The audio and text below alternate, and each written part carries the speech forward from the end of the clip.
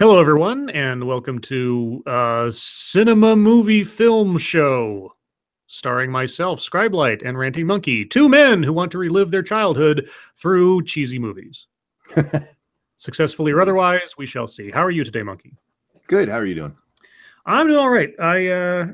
I made the effort this morning to watch our film and make sure I was refreshed on it before we began. Took copious amounts of notes. Yeah, well, I had to get up out of bed and put the thing in the player, and kind of, first I put it on the wrong side because it's an old style DVD where like one side's the pan and scan and one side's the widescreen. I put it on the wrong side first. There was an effort of a kind. But anyway, so last week we looked at Tango and Cash, a favorite buddy cop movie of Monkey and mine's. And we dissected that thing down to its nittiest gritty. And today we're going to be looking at The Last Boy Scout, which is another buddy cop movie, which is also sort of, whereas Tango and Cash was directly inspired for sure by Lethal Weapon, The Last Boy Scout actually has a pedigree directly tied to Lethal Weapon. Yes, it does. And in fact, it even references itself within the film, but we'll get to that. It does. I love that moment. That was Jesus. Okay, so the overall facts of the case. Last Boy Scout is a action comedy film starring Bruce Willis and Damon Wayans. It came out in 1991 to middling reviews and such. But when I saw it as a kid, I loved it. I absolutely loved it. I thought it was amazing. It was written by Shane Black, the same writer who is behind Lethal Weapon. And you can see a lot of either overt or otherwise similarities in some of the characterizations and such. It was directed by Tony Scott, brother of Ridley Scott. And Tony Scott is known primarily more for action movies and such. So ideally, Tony Scott brings the action, whereas Shane Black brings the comedic writing and timing, of course, depending on the actors you've got. And the result is this little mini classic. Now, I don't know where quite to begin with how cool the opening is. It's actually probably my least favorite part of the movie. Really? Yeah. Where Tango and Cash, I thought, had an excellent opening. This one, I get what they were doing, and it does fit with the movie overall. But even within the premise of the movie, it is a little bit too over the top for me. Okay. For those of you who haven't seen it, the movie starts with a football game. Actually, no.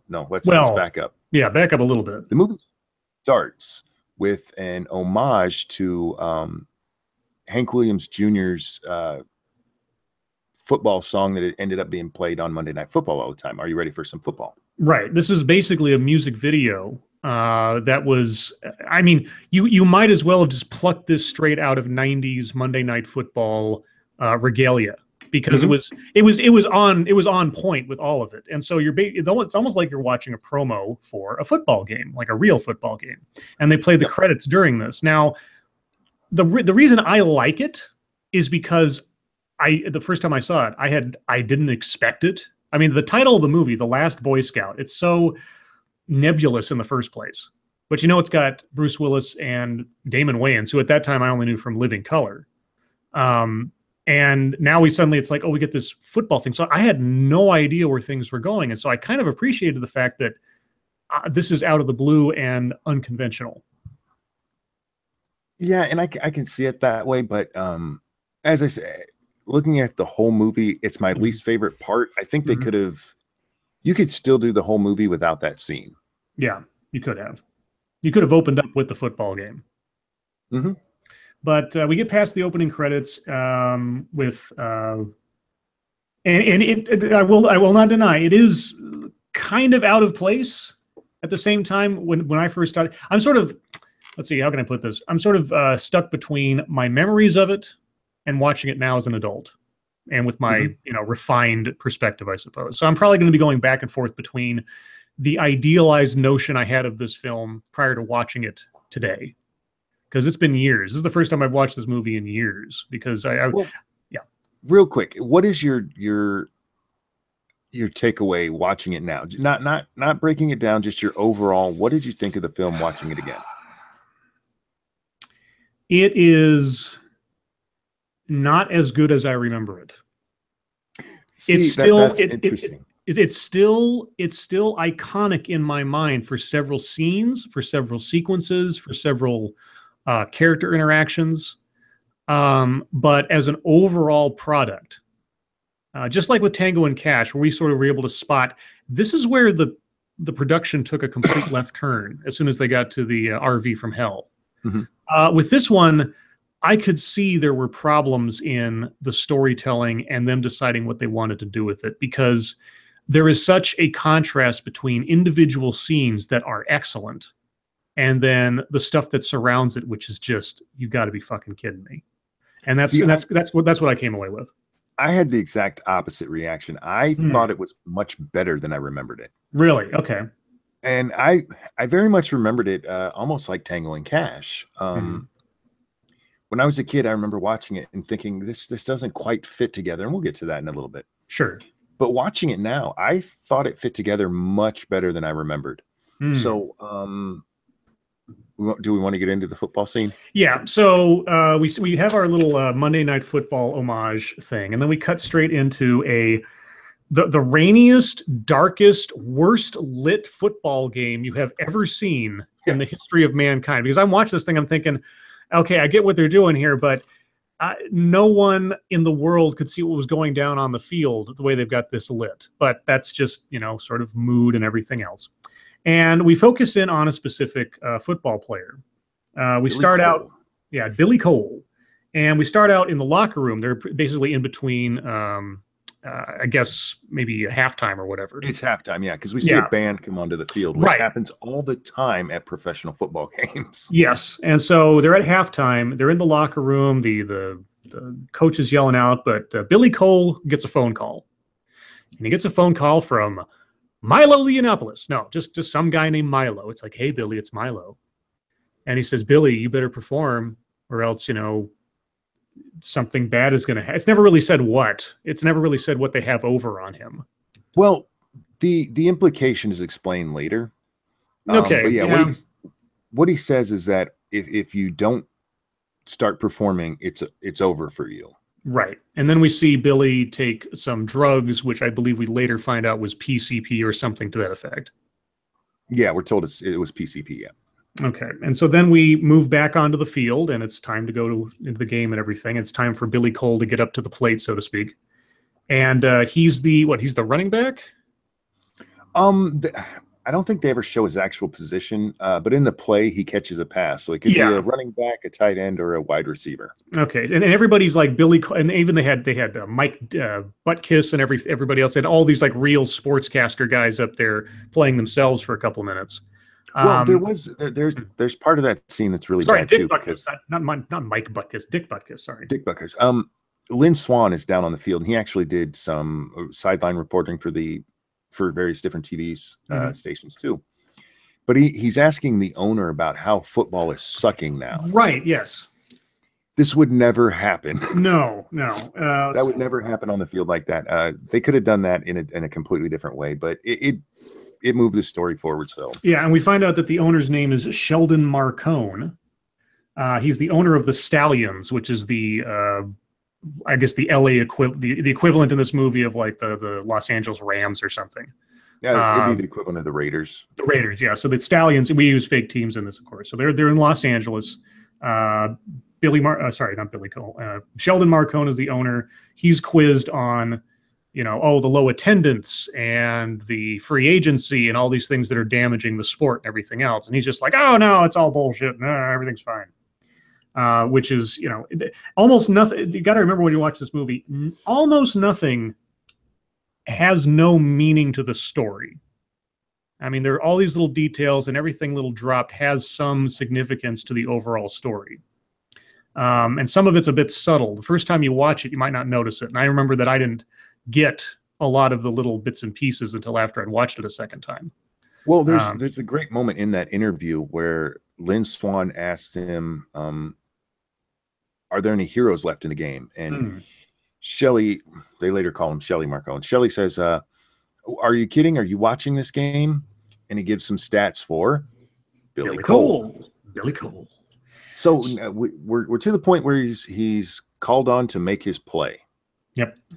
And he catches the ball and he starts running down the field. He knocks off 4 different people who are trying to tackle him. And then you see this back and forth. You see Billy running and you see this defender ready to stop him. Yep.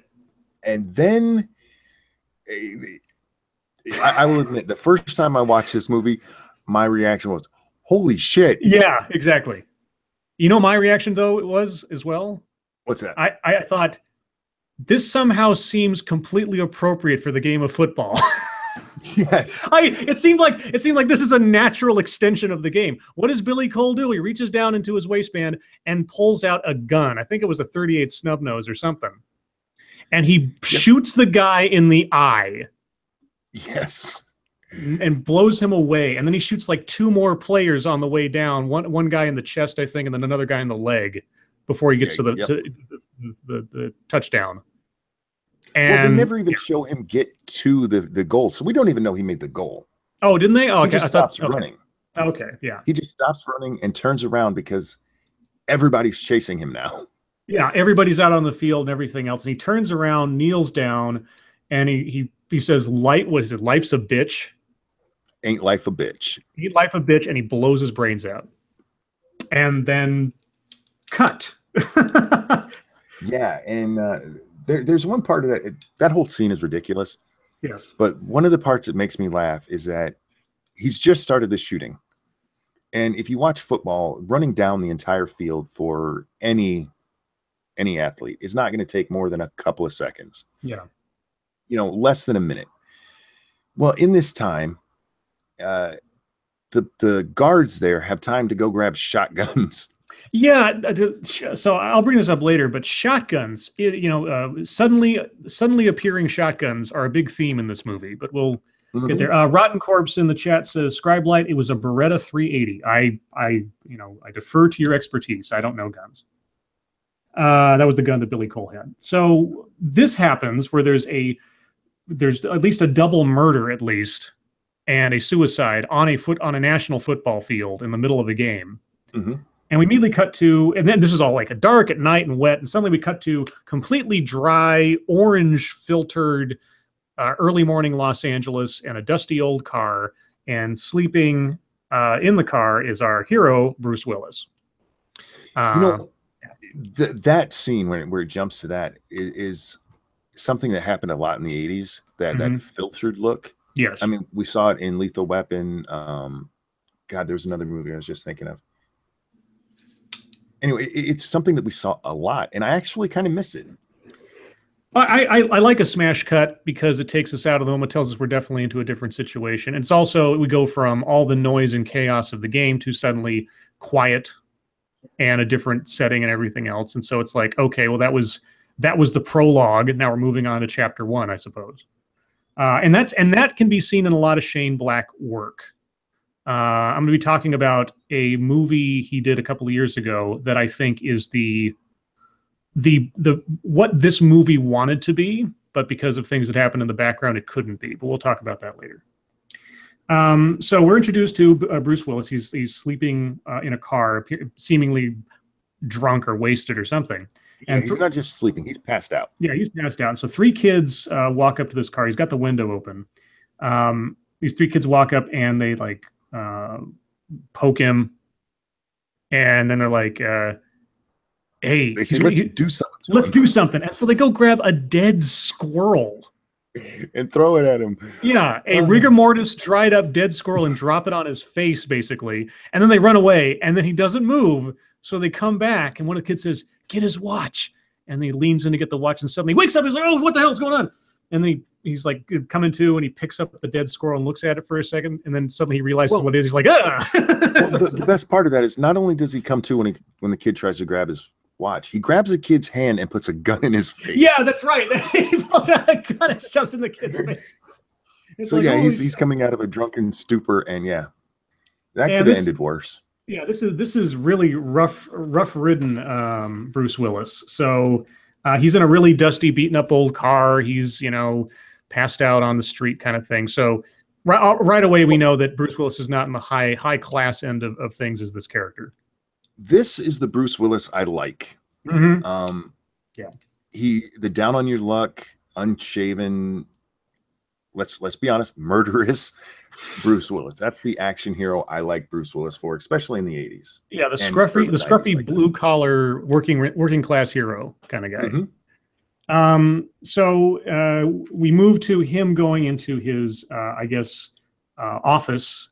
We find out he is a PI. His name is Joseph C., and the C will come up as a joke later, Hallenbeck. And Joe Hallenbeck, from the appearance of his office and everything else, he is a private eye who's obviously a bit down on his luck, and he's not in very good shape. He gets a phone call, and at first he doesn't pick it up, but then it's like we hear this voice. And the first time that I saw this movie, I remember very distinctly, as soon as I heard that voice, I was like, oh, that's Jack Dalton. And for those of you who don't know, Jack Dalton was MacGyver's best friend and also somewhat of a con artist on MacGyver. And Joseph's best friend, Mike Matthews, is played by Bruce McGill, who was also in Animal House for a brief role in there. And Mike says, "Hey, you still taking charity? Well, I've got this case that I'm too busy to take on. Here's the information or whatever." And he tells him. He also tells us that it's an exotic dancer, and one of my favorite lines from an 80s movie. He says, "She's a 3 on my finger scale." Yeah. Because that means I'd cut off 3 of my fingers if God would let me fuck her. Right. I remember that from being a kid, and I laughed so hard. Yeah, that's a great line. And, given who it ends up being as far as an actress goes, he's not too far off the mark. Yeah, he's not. He's not. And one of the lines I love, though, is that Mike asks him, so how you doing? I haven't heard from you since you left for Vegas or whatever. And he says, "Oh, I think I fucked a squirrel to death." Yes. It's just, he says, "Yeah, I got a cheat. He's still taking charity. I got a job for you about an exotic dancer, the 3-finger rating." And so he's like, "Yeah, sure," because he's desperate. It's obvious he needs the money and everything else. So he gets in his car and he stops. And he looks in the rearview mirror, and you got this Bruce Willis sort of half-slitted, sort of sardonic little look on his face. And he says to himself, "Nobody likes you. Everybody hates you. You're going to lose." It's just like, it is the complete antithesis of the self-help, positive thinking craze of the 80s and early 90s and everything. And I love it.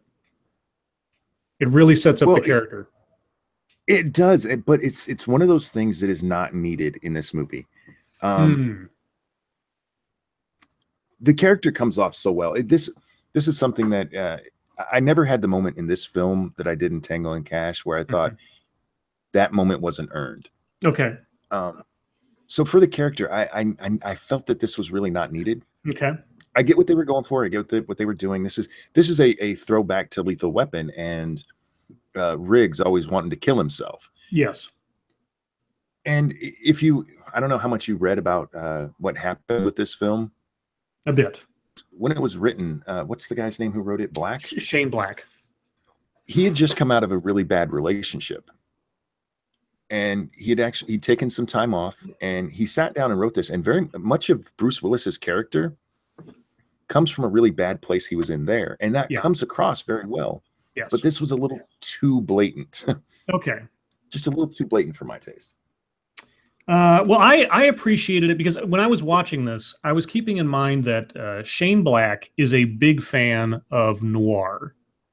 And in the context of noir, it was just within the bounds of larger than life sort of self-narration stuff that you get from noir. And so in that sense, I appreciated it. I appreciated it. It's like, it is a little bit leading by the nose, but then noir is not necessarily supposed to be all high class nuance necessarily. But so, I mean, I completely see your point though. It is a bit thick to start off the movie with.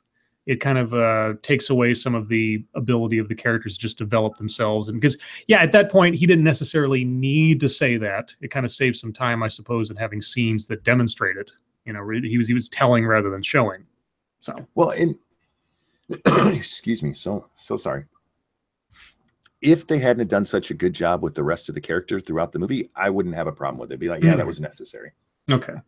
Just it's one of those. I thought they did such a good job, they didn't need it. Well, then we cut to all of a sudden from sort of yellow outside Los Angeles to cool blue inside in a bedroom with Damon Wayans, who's sitting next on a bed next to a woman who is asleep, who he's obviously just had sex with, and is a blonde lady, and he's sitting there all morose. And we see him get up and take some drugs. Mm-hmm. And then he walks outside, and we see that he's at some like big mansion or something. And we have the scene I always remember, of course, because it's the hot tub blowjob scene. Yes. There's a whole bunch of stallions, paraphernalia and such around this mansion. It looks like a Playboy mansion kind of thing. And we got a hot tub, and it's outside, and it's like maybe midday. And there's this very large guy in a hot tub sitting there, and he's pushing this woman under the water, this half-naked woman under the water, telling her to blow him. And he's this big bully. His name's Ray. And, you know, Damon Wayans, or we don't know his name quite yet, but he says, you know, she's going to drown. And he's like, whatever. And he's like, she won't drown if she doesn't blow me or whatever. And so he pulls out a football and throws it at the guy's face, breaking his nose, looks like. And then he saves the girl from being drowned and pulls her out. And this sets up this little tension between these two characters, which will have a kind of payoff at the very end of the movie, sort of. But also shows off that Damon Wayans' character can throw a ball, which is important as well for the movie. Well, he also, there's a couple of other things that are set up right there. One, how cool Damon Wayans is. Yeah, because the whole time he's just talking to this guy normal, like you're gonna drown, she's gonna drown, and then when the guy doesn't back off, picks up the ball and just belts him right in the fucking nose with it. Yeah. It also sets up that Damon Wayans has been kicked out of the league. Yes. Because the fat bastard asks him, why are you even here? You're not even in the league anymore. And that's why he goes, best arm in the National League. And it also sets up that even though he's got flaws too, he's not a complete scumbag. Right. Yeah. There's a sense of honor here. Yeah. Well, we go from there. That little scene sort of setting up our character and of Damon Wayans, who will come to know as Jimmy Dix. Jimmy Dix, D-I-X. Well, we cut straight back to Bruce Willis, and he's arriving presumably at his house, and he just sort of walks in, and his wife is there, and she's sort of presumably getting out of the shower, and she's kind of getting dressed for the morning or whatever else. And we have one of the highlights of the film, because in my opinion, the scenes with Bruce Willis and his wife, or this scene in particular, was one of the best parts of the movie. The whole dynamic of them talking and then him making a discovery. We learned that they are effectively estranged, though I don't believe divorced. I don't think they ever said that they were divorced. Well, yeah. I don't know if I'd go as far as estranged. They're definitely not a happy couple. Okay. Yeah. Because he still normally sleeps at the house, because she even asked him, where'd you sleep last night? And he had to tell her at the office. That's true.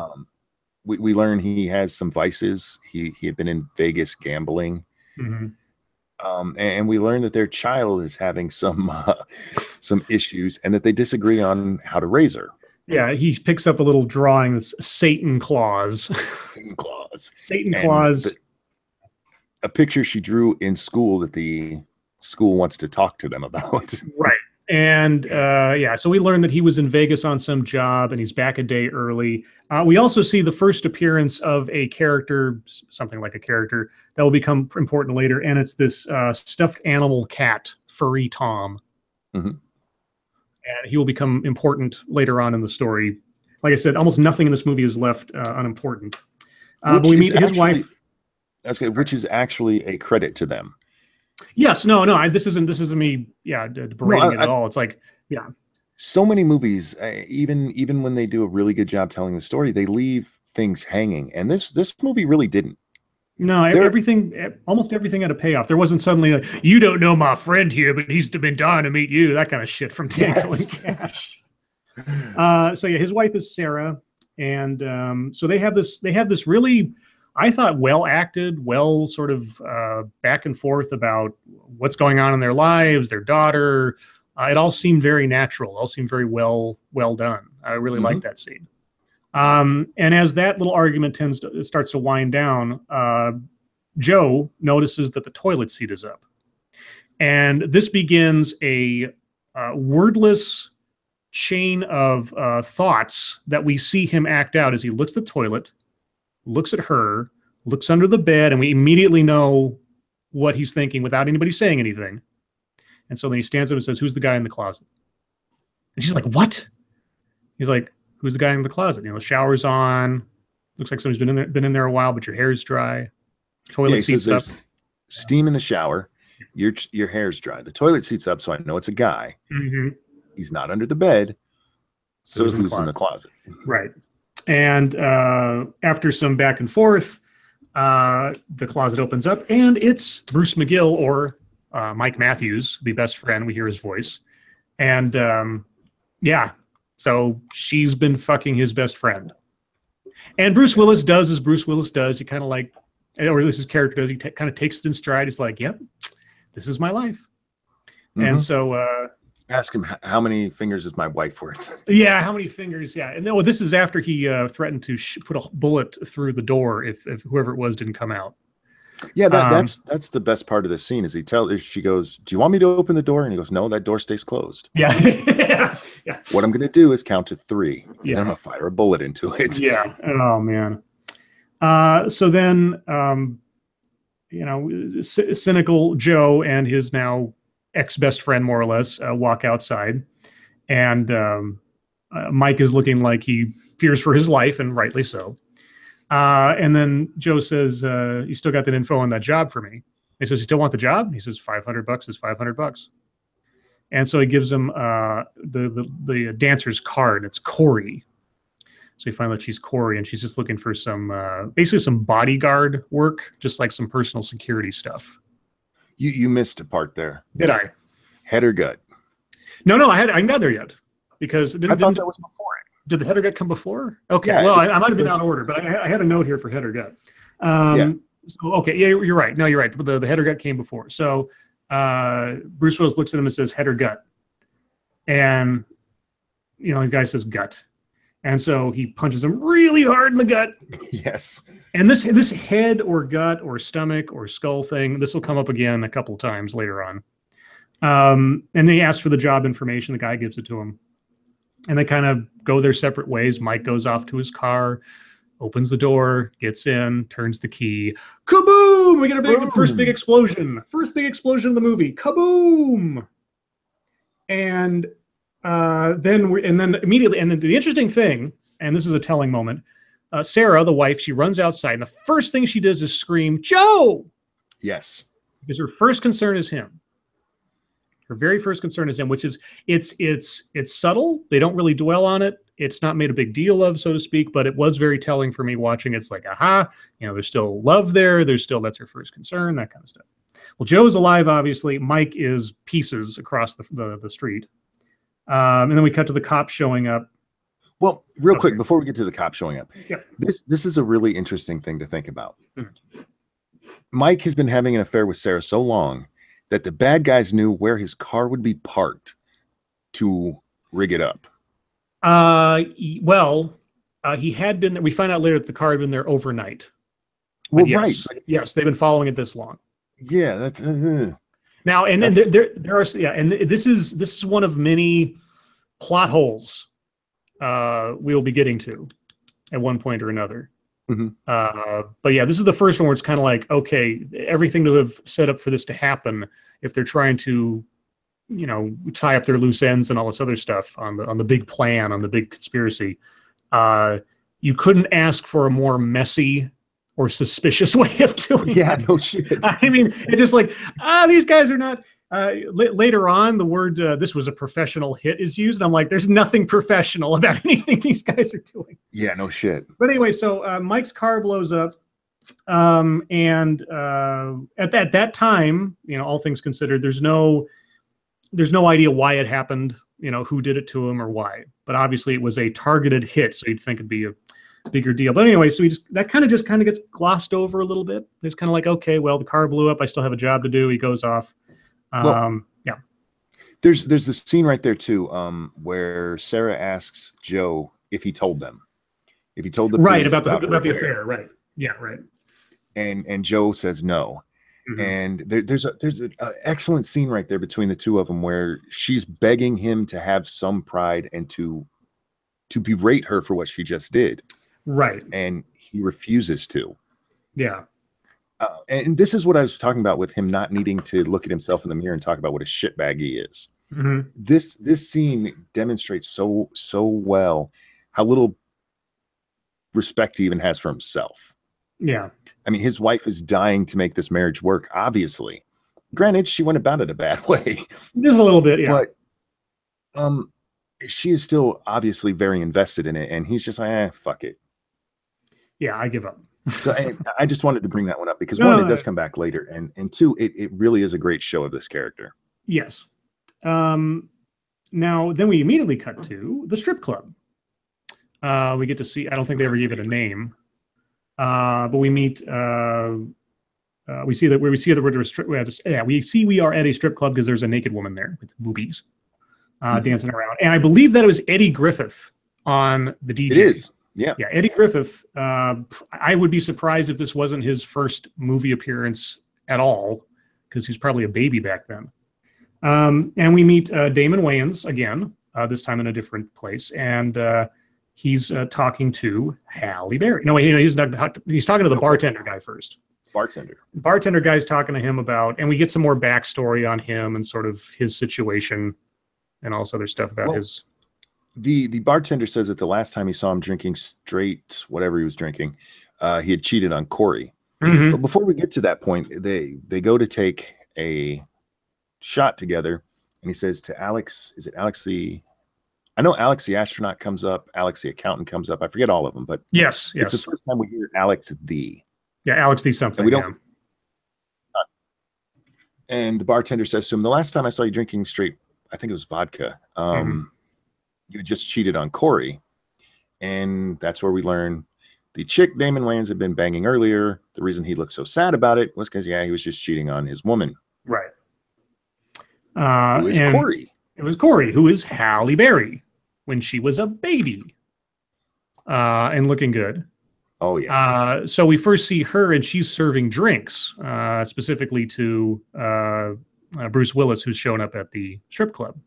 And so she sits down to talk to him and sort of work out whatever deal it was. Like I hired Mike, and Mike was busy, so I got hired instead. What kind of trouble are you in? She's like, I just need somebody to watch me. I can't remember if there's anything more important in that little exchange, except that Damon Wayans is watching them discuss things. Yeah, there's the only real thing there is to introduce the two characters to each other. Yeah. So she goes back over to talk to Damon Wayans, and he's like, who's that guy? And she's like, oh, just guy hired to sort of, look into something for me. You know what? We just fucked up. What's that? There is one little important part right there. Okay. Because she asks him if he should pay her. He says no. And there's a little back and forth to where she goes, what are you, my dad? And he goes, yeah, go put some clothes on. Yeah, right, yeah. And then she says to him, he's talking about the music playing, and she says something to the effect that if he listens long enough, he'll be screaming, play that funky music, white boy, to rap music. And he goes, the screaming part, I believe. Right. And now, see, the idea that he hates rap music starts right there and continues throughout the film. Now, one thing you got to know about Shane Black and his writing, he writes a lot of genre exchanges, a lot of genre banter. There's a lot of witty back and forth, sardonic banter between characters, even characters that maybe it doesn't quite fit with. And there's a couple of scenes that we'll get to with that takes the cake. But he's very good at coming up with really interesting back and forth. And like, it's almost like the characters all have the ability to do what we all wish we could, come up with the exact perfect thing to say in response to something at the time you need to say it. Yeah. And this happens a lot in Shane Black movies, especially this Kiss Kiss Bang Bang, Lethal Weapon. Obviously, this is a hallmark of Shane Black script writing. Well, I mentioned during the Tango and Cash one that I didn't think it had as many great lines as everyone else did, and part of the reason for that is not that there weren't a lot of great lines in that movie. Mm-hmm. It's that if you watch The Last Boy Scout, after you watch that, the number of lines in The Last Boy Scout that could just be quoted at any time, it is fucking amazing. Yes. He has such a way with witty dialogue. Yeah, and sometimes it's too much. Mm-hmm. I will say sometimes it's too much. It almost reminded me of a David Mamet movie. If anybody out there is a movie freak and knows about David Mamet, David Mamet writes in very obtuse sort of like neo-Shakespearean kind of language that is just in some movies just way too much, like The Spanish Prisoner. Oh. Anyway, yeah, Shane Black is exceedingly talented at writing dialogue. Sometimes I think he needs to be reined in a little bit, but that's just a personal opinion. So one observation I want to make: this is the first time we really see Damon Wayans act in this movie in something other than sort of like that scene with the hot tub. Mm-hmm. And I thought his, at least in this scene in particular, his acting was really stiff. His delivery was really wooden. Yeah, because what happens next is Halle Berry goes over to Damon Wayans, and he asks, "Who is that?" Talking about Joe. And she says, "That's nobody, nothing to worry about." And then she gets called on stage to dance. Mm-hmm. And then Damon Wayans makes his way over to Joe. And yes, this scene is so stiff on his part. Yeah, I have to wonder if this wasn't his first day filming or something. Because it might have been. Yeah, because to this point, now you got to remember, for those of you that are too young to know, Damon Wayans, up until this film, I think, had been nothing but a comedian. His roles had always been comedic. He was in Beverly Hills Cop. Yes. He gave the bananas to Eddie Murphy. Right. So this was, as far as I know, this was his first attempt at, I mean, now this movie is a mixed bag of, is it a comedy? Is it an action movie? Is it a drama in some places? Because depending on which scene you're talking about, any of those could apply. But at least in these opening scenes, we're trying to set up that we're dealing with somewhat grounded characters. And I think I think this might be Damon Wayans' first dramatic performance. And the first line he says to Joe leads to one of my favorite exchanges. He comes over to Joe and says, "You're nobody." To which Joe goes, "Shh, don't tell anyone." That kind of dialogue happens throughout this fucking movie. And it's just awesome. Oh, the other thing, too, that you only notice really upon repeated viewing is before Damon Wayans comes over and when Joe notices who Halle Berry is sitting with, you see a look on his face that seems a little bewildered, but it makes perfect sense when you find out later what Damon Wayans' character's relationship, so to speak, with Joe was prior to these events. Yeah. But we'll get to that too. So then they're going back and forth, sort of testing each other out on, who's the big dog or who's a threat to who or whatever. And Damon Wayans is trying to find out from Joe what he's there for, what he's got to do with his girl. And he's like, "That's confidential." Mm-hmm. And I forget what happens. I think he threatens to punch him or something. Joe tells him to just go ahead and take a swing. Yeah, take a swing. That's right. And Damon doesn't do it, and he throws like ice at him, and that's when Joe just starts picking at him. Mm-hmm. Tells him he knows who he is, that he knows he's Jimmy Dix, kicked out of the league for gambling and suspected drug use. Mm-hmm. Damon Wayans stands up at that point, and he says something to Joe. I don't remember what. It's not important. And Joe's response is, "At least I didn't piss away my talent on cocaine." Right. And that's when Damon swings at Joe. And Joe catches it. catches it. Not only catches it, throws the motherfucker back on the ground. It's awesome. It's great.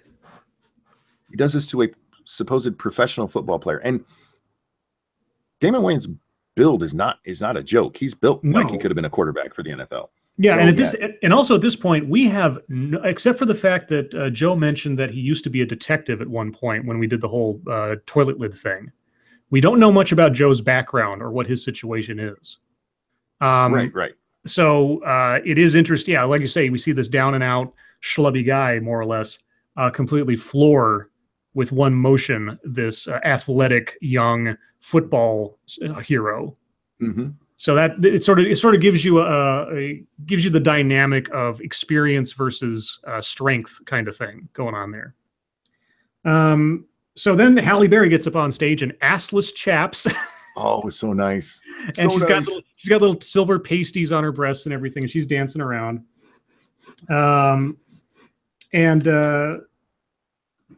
At that point, Damon grabs her hand and drags her out of the club. Right. He's like, "We're getting out of here." He's just been embarrassed. Yeah. Yeah. In the middle of her dance and everything.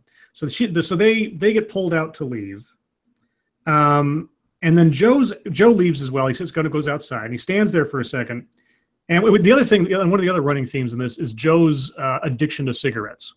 Yes. He is just all about cigarettes, and he's out and he turns around, and this is one of the hallmarks of the age. There's a sign behind him that says a pack of cigarettes $2.25. Mm-hmm. And he pulls out a handful of change and he doesn't have it. He's like, oh shit. He looks down and he sees there's like a half smoked cigarette butt on the ground. And he's just like shrugging his shoulders, is like, well, what do you get? I'm a dirtbag or a scumbag or something. So he bends over, and that's when he's hit over the head by four guys that come up behind him. Mm-hmm. And we'll get to that in a second. But as he's knocked out, we have a flashback.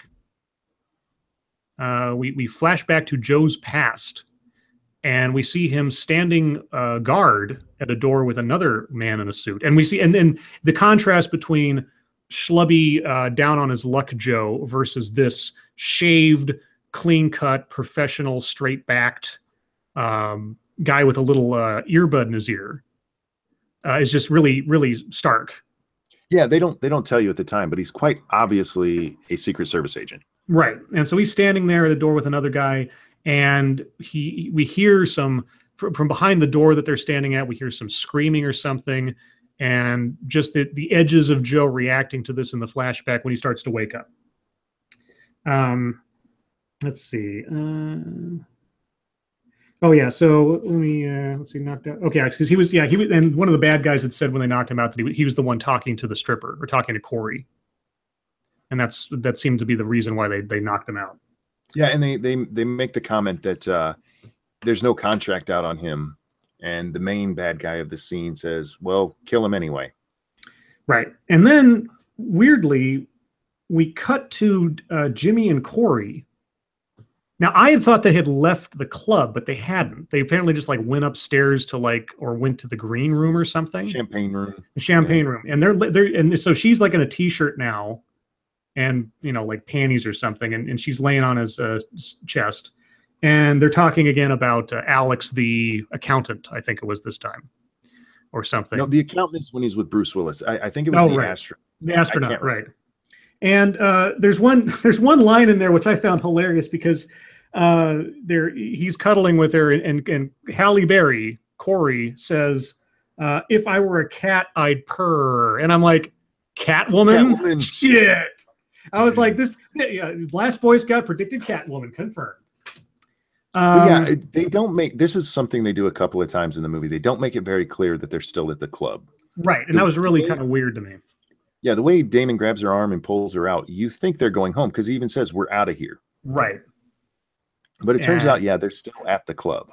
Which is such a plot glitch that it really threw me off the first couple times that I saw this movie. But anyway, then comes another little piece of necessary plot advancement where Corey asks Jimmy, how would you like to get your old job back? Mm-hmm. Because they're talking about his birthday's coming, or she's got a present for him or something. Yeah, birthday present for him, and back at her apartment. And how'd you like to get your old job back? And and he's like, "What do you mean?" She's like, "Oh, I'll explain it later or something." And then he starts asking her about the guy, the guy that she's hired to like protect him or something. And she says, "Yeah, I just need somebody to sort of watch me." And he says, "What's he gonna do? Light a match and breathe on him?" Yes. It's just like, it's so good. And then we cut back to Joe. He's being dragged out into the alley by this guy. Now, the actor who plays the gunman, I can't remember for the life of me where I've seen him before, but I've seen him in some other things. And he's got this really deep voice. And he asks Joe, he's got a gun on him. He says, chest or head? Mm-hmm. And we're immediately brought back to head or gut from when he confronted Mike. And then we have the famous exchange between the two of "Yo, mom," or your wife jokes. Yes, which is one of the places that I really do have a problem with this movie, because it makes no sense that a hitman's going to stop and not only listen to your wife jokes, but laugh so hard that you're going to be able to kill him. Well, I don't know if he killed him. He stabbed him in the throat with a broken bottle, but we still hear him moaning afterwards. Enough. Yeah, close enough. Yeah, no, it didn't make any sense. There was no. It had no logic to it. No. But as soon as he distracts the hitman, stabs him, grabs his gun, and then runs. And I think he grabbed his gun because Joe had a gun on him and they took it from him. I think the hitman had that gun on him too. Yeah, so he runs away with 2 guns. And then we cut back to... Well, hold on. I want to mention something first. The other thing that I really appreciate about this movie, as compared to Tango and Cash, the soundtrack is orchestral. Yeah, it is a small symphony soundtrack. It's not synthesizers, nothing else, and it has it was done by Michael Kamen. And there's a couple of moments where you get this really deep, thrumming bum bum bum, like an old noir film. And it really, I really liked that. I really appreciated that the movie was, had a soundtrack to it that was organic feeling and didn't feel like a 90s, action flick per se. Anyway, let's see. We go back to Damon and Hallie coming out of the club this time. Yes. And they each get into separate cars. Right. And they start, for whatever reason, and they start driving away. Yeah. And Jimmy's going to follow Hallie home. Mm-hmm. But another car cuts in front of them and hits Hallie's car. So she has to pull off to the side of the road. Jimmy gets stopped at a red light, which again, that part made no sense because that light happened so quick. It was ridiculous. Yeah, it was a convenient red light. Yeah, there's like less than a car length between them, but it went yellow and red so fast he had to stop, and the other two were able to go. But she gets out of the car. They cut to Damon real quick, and he says, "Don't get out of the car, Corey."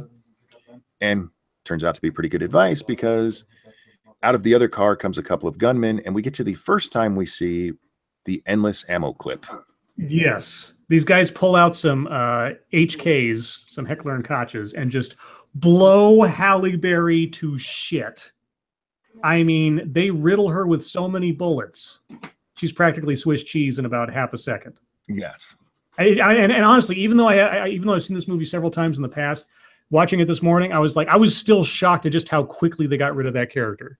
Mm-hmm. Just how definitively, boom, gone. She's dead, super dead. Well, part of that is also that it's Halle Berry. Well, yeah, but who wasn't as famous then as she is now? Right. There's no way they would have. Yeah, this is where Halle Berry's star was at that point in her career. That she was a disposable character in the first act. Mm-hmm. Would not be the case a couple of years later. Other than being a plot device, the only thing she served was, showing us her ass, which I do appreciate. Yep. And then we have this super duper firefight in the middle of the street between like 4 heavily armed gunmen. Joe appears out of the alley with 2 guns and starts doing his John Woo impression slightly. Mm-hmm. And Damon Wayans can only just sort of sit back and like, what the fuck, and hide behind the car. Bruce Willis kills 2 of the gunmen, and then Damon Wayans runs into one of the others and crushes him between 2 cars. And the guy goes on firing bullets for like 30 full seconds. Yeah, his death throws are just like to waste more ammo. And he's doing it directly at the car. Never hits Damon. And Bruce Willis walks up behind him and pops him in the back of the head, kills him. Yes, and we do see one bad guy get away, and I think he's the only one I never see again. Okay. And then the police show up, and then Bruce Willis kind of holds up his hands, and nobody does anything. There's one important part here that happens throughout the movie, and it's because of production problems they have. It goes from the dead of night to that's it. Dawn like that. Yeah, they're at the police station, lickety split. No, even at the crime scene, it's suddenly dawn by the time the police get there moments later. And this happened a couple of times in the movie, and it was because of production issues. But once I learned, I'd never paid attention to it before, but I did some reading about the movie, and they mentioned that this happens, and I started noticing every damn time it happened. So then we're at the police station, and sort of like for the debriefing, more or less, and we get the requisite chief of police or whatever chewing out the former detective private eye guy for everything that went on. And then at one point we have the two of them, Jimmy and Joe, sitting next to each other, and Joe looks over and says, "Leather pants." And Jimmy's like, "Yeah." "How much does it cost?" $650.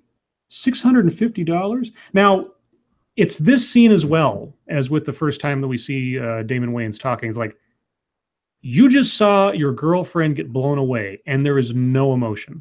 Yeah, none. There is none. There's nothing that would be like, there's no shock.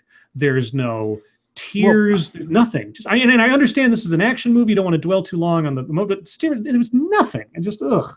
I think what they were going for there from Damon was a 50-yard stare. That's one way to put it. Instead, it came off more like he was thinking about what he watched on TV last night. Yeah. And you could almost wave it away with what we find out that happened to him later in the movie in his past. You might be able to say that this is his heart turning to stone again.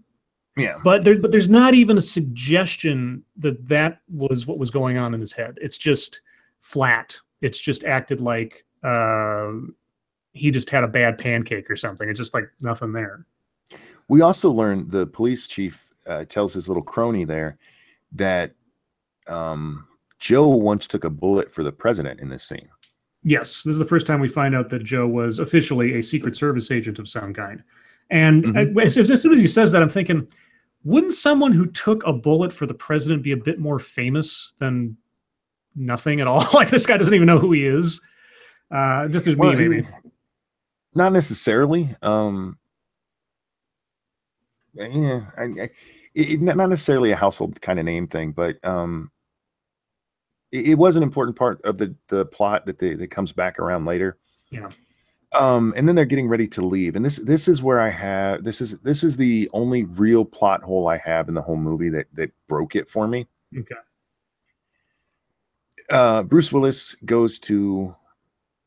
Well, first we see the chief of police tells Bruce Willis that he's heard that Senator Boehner has been getting some obscene phone calls, and he better not find out that it was Bruce Willis. Right. And Damon Wayans and Bruce have a little back and forth where we find out that the rest of what happened in the scene we saw before. Right. The Secret Service scene. Yeah. Yeah. Bruce Willis is standing there getting his gun, and it flashes back to him all prim and proper again, walking into this obviously expensive hotel room and stumbling upon a man beating a woman who's handcuffed to a rail. Well, we know, to just back up, I did forget something. Back when he's standing out in the alley after getting out of the club, he does look up and see the campaign poster for Boehner. And that's when we see that little flashback. So we do know what he looks like. And so he walks in, and the senator he's got this woman tied up with her hands above her head, and he's just like beating the shit out of her for some reason. Yeah. And Bruce Willis punches him in the face. Yeah, punches him in the face, and he tells Damon Wayans he knocked out 4 teeth. So there's an exchange that happens right here, though. This is what I was talking about that breaks it for me. Mm-hmm. Bruce Willis and Damon Wayans are talking, and Damon Wayans asks him what's next, and Bruce Willis says, "Nothing. My job's done." Yeah. And that's pretty much the end of the scene. There's a little joke that they make back and forth to each other. And then the next thing we see is the two of them in the parking garage. Mm-hmm. And as they're talking, it's obvious that Bruce Willis is going to Corey's house. And there's nothing that justifies that change. Right. And that's the only real part of this movie that made me go, ooh. Well, there's a couple more for me, but the sudden like, oh, my job's done. Like, no, you're going. And then Damon Wayans has to talk him into letting him go along because he knows how to disarm the alarm code for the house or the apartment. Circumvent. Yes, we get into like the vocabulary wordy stuff becomes a little bit of a joke later. And this is also the point at which a cop driving by recognizes Jimmy Dix, and he says, "Don't I know you?" And they start. I forget exactly what happens. I think we give you some more background on his football career. Well, yeah, he says, "I get recognized sometimes," and the cop goes, mistakes him for a junkie. Oh right, yeah.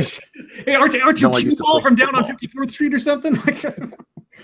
He goes, "No, I used to play football," and the cop yells at him, "Free agents ruin the game." Right. Calling back to the conversation we had on the field at the beginning of the movie. Mm-hmm. So then we end up at Corey's apartment, which is a very nice apartment, nicer than what an exotic dancer should necessarily be able to afford, all things considered. And Jimmy's like, "Yeah, because I pay for it." It's from the outside. From the outside, it's a nicer place than she should be able to afford. Right. And so then they go up to the door, and sort of Bruce Willis just kind of stands aside, like, okay, and he kicks in the door. Jimmy does. He says, like, "See, circumvented." It's just like, okay. Well, okay. And the place is trashed. The place has been trashed. It's been tossed. Somebody's been there looking for something. And so they go stumbling around. I remember at one point Joe says, don't do too much, leave something for the cops or whatever. And I'm thinking, if you were a detective and you came upon this, you would tell him to stay out of the house because there's probably fingerprints and God knows what else. Because, her murder still isn't explained. Yeah, at the very least, don't touch anything. Right. But again, this is a late 80s, early 90s action film, so we don't have to deal with the rules. I know. So Jimmy's hunting around because he knows where things are. And he immediately goes for his stash, which is hidden inside one of those fake shaving cream cans or whatever. But inside that, along with his stash, is a little envelope and a cassette tape. Mm-hmm. And in the envelope are photographs. And the photographs, as we get back to Joe's car, let me make sure I'm not missing something here. So they get back to the car. He starts showing these photographs. I think this is what they were looking for. And as they're looking at the photographs, you see Baynard, who we know from the flashbacks, and this other guy who we also know from earlier in the movie as Sheldon Marcone, the owner of the Stallions. But Joe asks, "Who's that?" And I'm like, we find out later, you are super fan of Jimmy Dix. You are super football freak. You don't know the owner of the team you were a fan of for years? Come on. Well, as a football fan, I can believe that because I couldn't tell you what the Spanos family looks like. I know their name, but I couldn't tell you that. Okay, I'd still if somebody's getting interviewed on TV down on the field on a regular basis, that would be different. Yeah, I'm just saying. But anyway, so that they look at these photographs and it shows that there's some relationship between the owner of the Stallions and Senator Baynard. We don't know what it is, but we know that it's there. And so, God damn it. Jimmy takes the tape, or Joe takes the tape and puts it into his car stereo to play it. And we start hearing a phone conversation between Marcone and Baynard. Mm-hmm. And they're kind of chit-chatting for a minute, and Jimmy gets impatient and reaches out to hit the fast forward button. And Joe's like, no, fast forward eats the tape. Fast forward eats the tape. And so, and then he pulls the tape out, and it's like, this is ruined. And like, it's not ruined. No, it's not. It's not. You could have fixed it and definitely got more out of it. But for the plot, it's ruined. It had to be ruined. Yeah, so the tape is now gone because that would be too easy of a way to just take that tape to somebody and say, hey, look at this. Listen to this, and you're done. This is the second time we see a major time change when there shouldn't have been one. Yeah. Because they get into the car and it's daylight. They get out of the car from that instance and it is dark as night outside.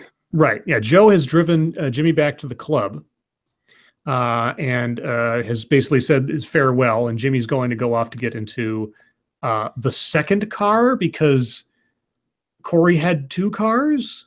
Yes. Because reasons, I guess. Because strippers need 2 cars. I guess one for each breast, I suppose.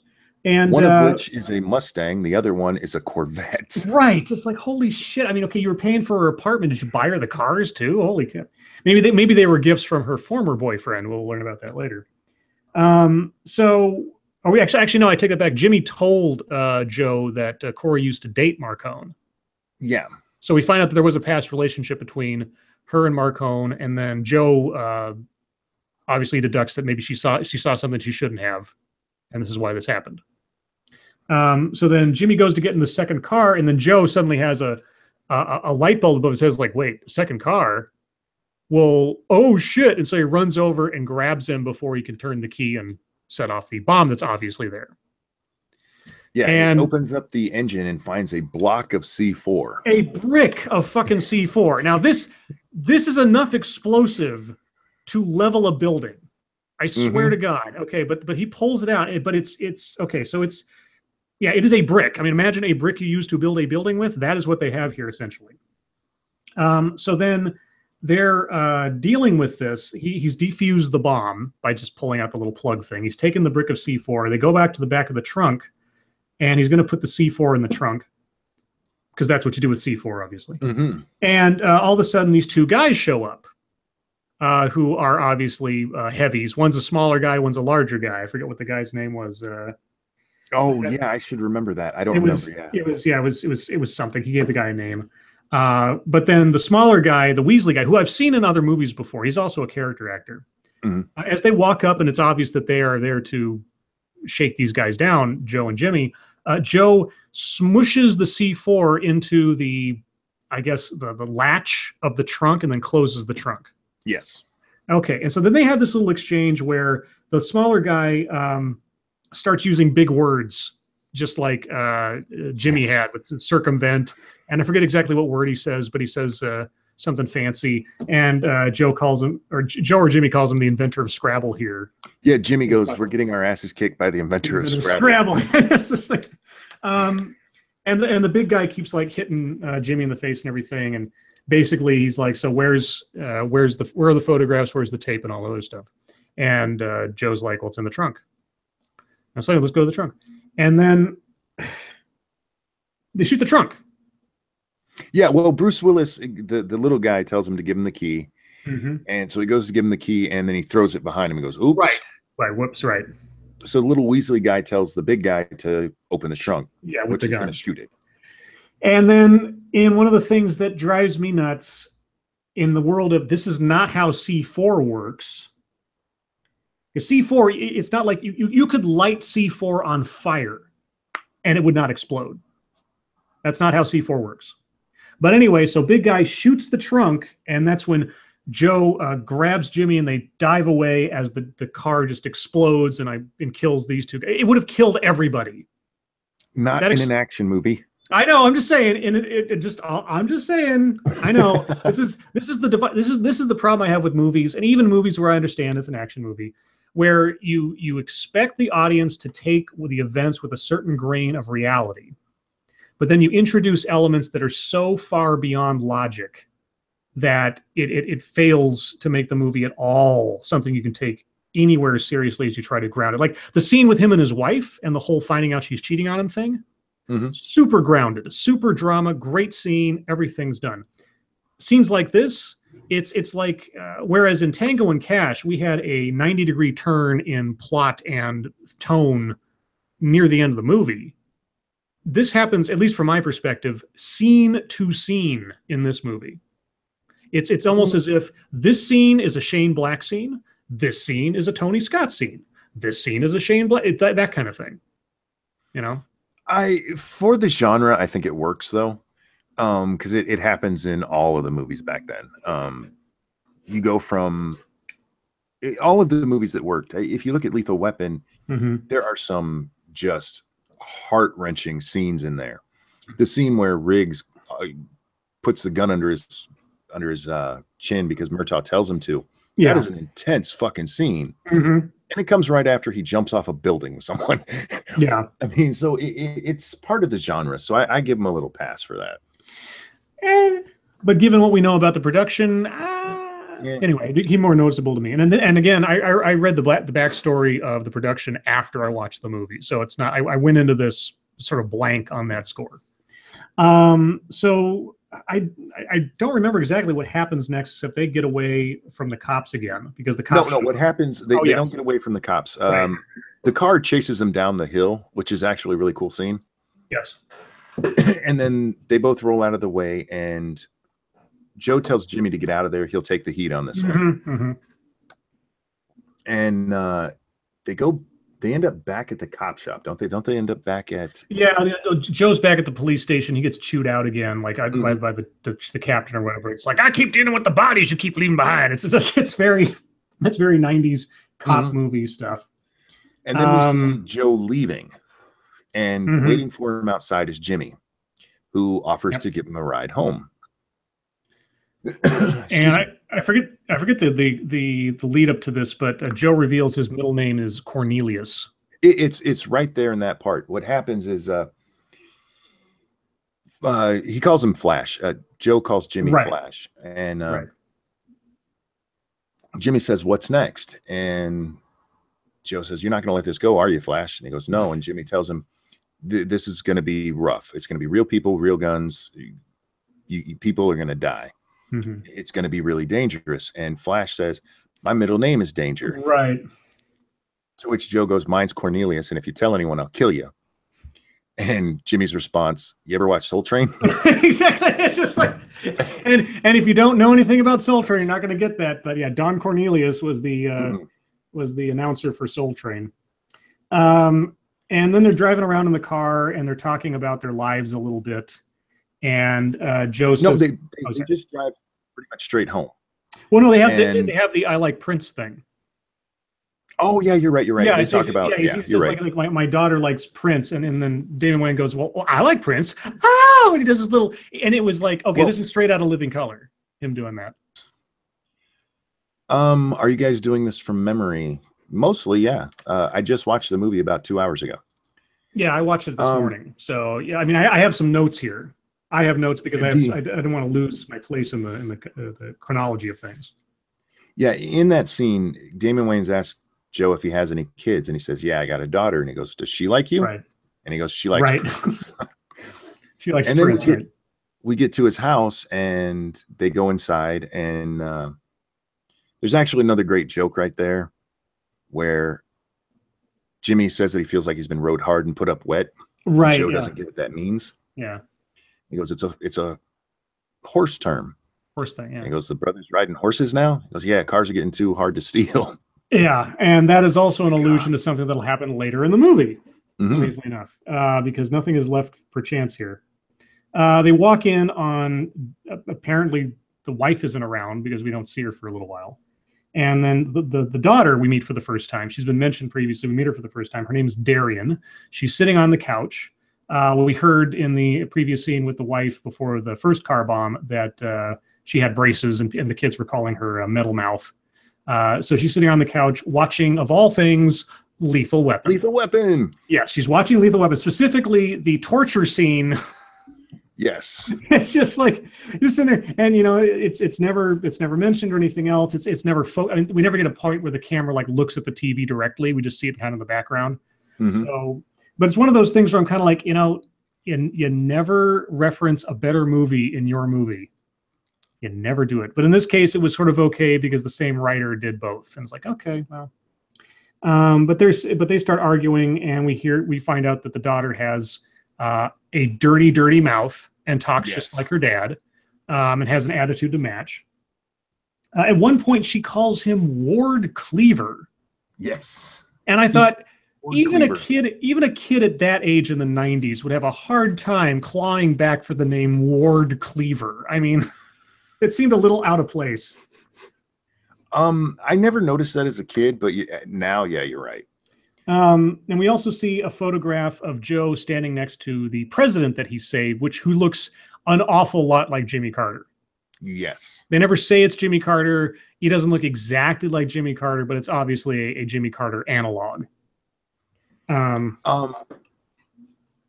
Eventually, Joe has a big fight with his daughter here, and eventually Sarah comes out and sends her to bed, and then she just disappears again. Right. And we come to what is probably my favorite scene of the movie for dramatics. Sure. And this is the Damon Wayans that would have been nice to see at the beginning of the movie. He had more practice by then or something, or so he'd gotten some coaching, because it's not perfect, but it's a hell of a lot better than his first scene. Yeah, it's still really good. And maybe it's just that at that point my expectations have been lowered. But Joe gives a little backstory about what happened with him with the Secret Service and stuff. And he talks about how his wife, he wishes he didn't still love his wife. And that's when we hear they have a drink and he goes to Alex, the accountant. Right. Tells about this. And we finally find out what the whole deal is with Alex. And Damon Wayans does a really good, in this scene, he gets that 50-yard stare he was trying for so hard before. He's looking out the window, holding his glass, and he tells us the story about how his wife, who was 8 months pregnant, got killed when a truck jumps a curb and hit her. And that his son was able to live for a few minutes. Long enough to have one dream. 17 minutes. 17 minutes, went to sleep long enough to have one dream, and then he died. And it's a really powerful scene in this movie because it didn't come off as fake at all. The acting between the two was really well done there. Yeah, and there's a little bit of this could have been a really cheesy scene. Yeah, and it also, and this is one of the things that also sets up something that's not really said blatantly, but these two characters are opposites in so many ways, except for sort of one thing specifically. So you've got the professional football player who lost his wife and child. You've got Joe, who has a wife and child. They're both but they both end up at the same place, even though they're on completely different ends of the spectrum, kind of thing. Like Joe's a national hero, technically, whereas Jimmy is sort of like a hometown hero. So you got all these different opposites of their aspects, their characters, and their backgrounds, in that they're both here sitting in the same room together in the same effective situation. And I thought that, I forget where it was exactly, but there's like a moment, I think, where it's not said, but like Bruce Willis's performance in that scene made me think that he's thinking, shit, I still have my wife and kid. I can't imagine having lost him. And he tries to like empathize with the situation. Maybe starts having second thoughts about how he's dealing with his own life. That's sort of the impression I got from the acting. That's completely me sort of projecting it, but that's sort of what I felt like was going on there. We may need to speed this up a little bit. We're already at an hour and 15. Okay. But this next part, but before we get out of the house, there's two important things that happen here. Jimmy asks if he can go take a shower, and he goes off into the bathroom, and Bruce Willis comes to bring him a towel. And when he brings him the towel, Jimmy's there sniffing cocaine. Yes.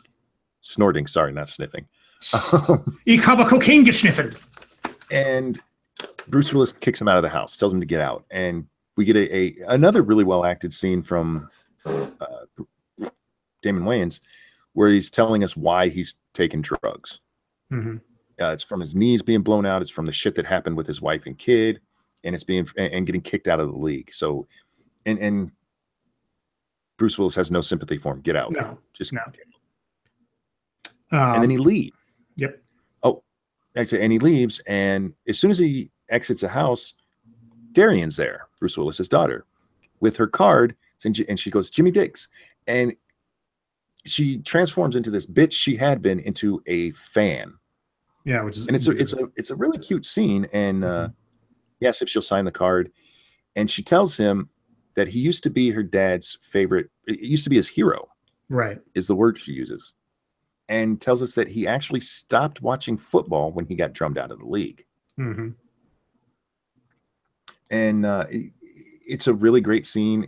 It's a little ridiculous that he would stop watching over that, but it is important to the rest of the story. Yeah, and it also explains some things about why Bruce Willis is acting so lousy, because it's like it almost seems like Bruce Willis's character was sort of living vicariously through Jimmy until Jimmy couldn't take it and just like crapped out. So like it helped him lose hope even more or something. Anyway, so to jump ahead a little bit, next we see Jimmy getting muscled by some guys and thrown off an overpass, which he somehow survives. And these guys will come back to haunt us later because they're heavies for our big conspiracy. Our big conspiracy doesn't make a whole hell of a lot of sense. Then we see Joe like at home prior to everything else, and it's all lit up bright white. Wait. I mean, what? There's one important thing that happened before there. Okay. They briefly flash to the police chief, and yes. His right-hand man comes in and tells him that, according to the neighbors, Mike, who had been fucking Joe's wife, his car had been there all night. Right. And they put it together that Sarah had been cheating on Joe. And so Joe killed Mike. Yeah, Joe killed Mike. With a car bomb. Way to do it. With a car bomb. With the C4, with like military-grade explosive that this down-and-out PI could totally afford. And he would use a car bomb and not just shoot the guy, because we've seen him do nothing else but shoot people this entire time. Right. Okay. Yeah. So then Jimmy gets thrown off. Yeah. And off the bridge. And then we jump to Joe. Yeah, we see Joe standing over his sleeping family with like everything is white. Like bright and white. Oh, this is like a heavenly thing. Oh, this is the moment of peace and everything else. He's looking down at his family and, caring about them and maybe having second thoughts about things because of the way that Jimmy's story came across. So then Joe goes outside and he gets captured by Taylor Negron. That's the name of the actor, or Milo. Milo finally appears, and he opens up the front door and he gets stun batoned into unconsciousness, dragged out to his car, or to their car. He gets put in the back seat. Then the cop shows up because he was going to shoot the cop that was talking to the chief. He shows up and says, "Hey guys, what's going on?" And then the Milo pulls out Joe's gun and shoots the cop to death. Yeah, he goes, "Is there any problem here, guys?" And Milo says, "Yes, officer, there is a problem. There's too many bullets in this gun." Yeah. So he shoots the guy. Milo, yeah. Excuse me. Milo is a throwback to Mr. Joshua from Lethal Weapon. Yes. Because in this movie, the main bad guys are not murderers. They have muscle that does that for them. Right. So then they put Joe's hand on the gun. They drop the gun outside the car to leave it there as evidence, and they drive off. And while Joe is unconscious, we have a flashback to him saving the president and getting shot and everything. Which, we already knew that had happened, but now we just get to see it, I guess, it doesn't really add anything, but, given the fact that he has these flashbacks whenever he gets knocked out, it made kind of sense. Yeah. And then we get to my favorite scene of the entire movie, probably, with the swimming pool scene. Yes. So Joe comes back to consciousness, and he's there being intimidated by Kim Coates. And if you guys don't know who Kim Coates is, if you've ever watched Sons of Anarchy, remember Tig? Tig is the actor's name is Kim Coates, and this is him way back when he was a young buck. And so they're making fun of Joe, and Joe's like, "Can I have a cigarette?" He's like, "Sure, I'll give you a cigarette." He gives him a cigarette, and he says, "Got a light?" And so the guy Kim Coates pulls out a lighter, holds it out, and then Bruce Willis leans forward, and Kim Coates punches him down in the face and starts laughing at him. Ha! And then cool as a cucumber, Joe says, "I seem to have dropped my cigarette." Picks it up. "Can I get that light?" And Kim Coates is like, "Yeah, sure." And then boom, punches him again. Ha! And he says, "If you touch me again, I'm going to kill you." And you're a little out of place there. What happened is the second time he asked for the light, he goes, "I'm going to need another light. And if you touch me again, I'll kill you." Oh, right. Yes. Now, the tension in this scene alone is just so well done. I mean, it's quiet. There's no music. You just got these three guys in this room. One guy's sitting over at a piano kind of plinking on the keys because they're just kind of killing time until something happens. And then so he punches him again. He starts laughing at him. And then Joe just kind of up and shoves the butt of his palm into his nose and into his brain and kills him instantly. Yes. The guy falls on right next to the pool, and he's bleeding out and dies. And the other guy, Pablo, comes over and goes, "Oh my God, Chet's dead. Chet's dead." And then Milo walks in and he's like, whatever. It's just like, Milo's like, "Is there a problem here?" And he goes, "Yeah, he killed Joe." He goes, I needed a light. Yeah, I need a light. Or he killed whatever his name is. I needed a light. Yeah, I needed a light. And then Marcone appears. All ready to go for a swim with a dead body right there. As you know, it's like Joe asks if he can have a drink, and Milo's like, "Yeah, you can have a drink." Hey, Pablo, get Chet's corpse out of here and then get him a drink. It's like, what the fuck? And so then we have the supervillain reveals his big plan moment to the protagonist, and so to try to make things a little. Oh, wait. But then we jump after that. Hold on. We jump back to the police station, and Jimmy. Why are we at the police? Oh, yeah. Jimmy was reporting because he was thrown off an overpass. And I forget why the daughter is there. The daughter is She's there. Not. Yes, she is. Oh, yes, she is. Because Sarah and her have been brought in for questioning about the. About where Joe is. The murdered cop, right. And so. Yeah. So Jimmy gets an idea. He goes and he calls apparently like one of the ladies at the ticket office at the stadium or something, and gets her to give him the address of Senator Boehnert, like the home address. Darian sees him write down the address into a phone book, and then after that little exchange, we cut back to the bad guy hideout where Marcone reveals his master plan. He's going to what he wants to do is he wants to legalize gambling in the state. The only holdout is Senator Boehnert. Boehnert wants $6 million to get his vote to go the way that Marcone wants, because he wants to set up legalized sports gambling, because the NFL industry as it is with free agency and everything else just isn't cutting it anymore. And so what they're going to do is they're going to assassinate Senator Boehnert, but make Joe the fall guy. Now, this is where the whole plot hole thing becomes gigantic to me, because I'm like, you must have just come up with this plan 10 seconds ago, because you've been trying to kill this guy for about 3 days. And so what was your plan before this, when you didn't know who this guy was when he was talking to Corey? What was your plan? Because you've set all these things in motion. You were taking people out and trying to hide things, and now you've suddenly got the idea you're going to assassinate him? And use Joe as the fall guy? Okay. All right. I guess. It's just, I was like, I can kind of see that. But if you look at the people who had been involved in trying to kill him, like at the beginning part, when it's Corey there, they don't even know who he is. Yeah. And then with the exploding trunk, those guys weren't necessarily going to kill him that we know of. I don't know. It just seems kind of. I see what you're saying, but they tried to kill Jimmy a few times. Yeah, but Jimmy wasn't planning to be a fall guy. Right. So anyway, it seems like it was a little rushed, because why wouldn't they have pulled him in sooner? Why would it just be because of Corey? Right. If they're going to kill him, anyway. Anyway, so then we go to, and I'm rushing a little bit here, I know, but so Jimmy goes to Boehnert's house, and he's there filming some political ad or something, and all of a sudden, Darian appears next to his car, and Jimmy's like, "How did you get here?" "I hitched." You hitched? And she found out the address by just like tracing over the impression he left in the phone book to find it. Like, okay. And she just happened to bring along with her stuffed cat and a handgun, which she just sort of playfully points at Jimmy's face a couple of times over the course of this. And then Boehnert or his representatives or whatever get into a limousine and start driving away. His bodyguard, yeah. His bodyguard, yeah. And so for some reason, Jimmy knows to follow the bodyguard because reasons, I guess. Well, he says because Boehnert's not with him. Yeah.